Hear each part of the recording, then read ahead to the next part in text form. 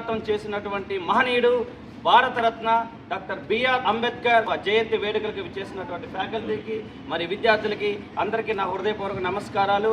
మరి మన కళాశాలలో ప్రతి సంవత్సరం కూడా ఆ మహానుభావుడికి ఘనమైన నివాళులు అర్పిస్తున్నాము. చాలా సంతోషం. ఒక్క విషయం నేను చెప్పదలుచుకున్నాను. అదేంటంటే మనం చాలా చక్కగా అందరూ కూడాను ఏప్రిల్ 14న ఆయనకి చాలా ఘనమైన నివాళులు అర్పిస్తున్నాం.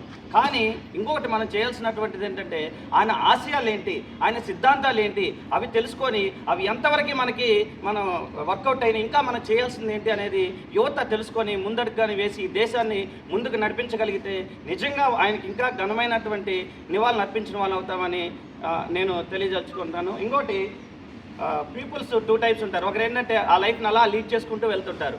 ఇంకొకరు ఏంటంటే దేశంలో ఉన్నటువంటి అసమానతలు, సో పేద ధనిక లేకుంటే ఇంకా క్యాస్ట్ పరంగా కానీ రిలీజన్ పరంగా ఎన్నో సమస్యలు ఎదుర్కొంటే టైంలో ఇవన్నీ మారాలి, అందరూ మనమంతా ఒక్కటే అని ఎన్నో అయినటువంటి కష్ట నష్టాలని ఎన్నోటువంటి అవమానాలు ఎదుర్కొని మరి ఆ స్థాయికి ప్రపంచానికి భారతదేశ ఔన్నత్యాన్ని తీసుకెళ్ళినటువంటి మహానుభావుడు. వారి కోసం జన్మించలేదు, దేశం కోసం పుట్టినటువంటి అది మనం గుర్తించుకొని సో సొసైటీలో మనం కూడా మన వంతు సహాయం చేసి ఆయన ఆశయాలు ముందుగా తీసుకెళ్తే నిజంగా వారికి ఘనమైన నివాళులు అర్పించే వాళ్ళు అవుతాం. ఈ యొక్క అవకాశం కళాశాల యాజమాన్యానికి హృదయపూర్వక ధన్యవాదాలు తెలియజేస్తాను.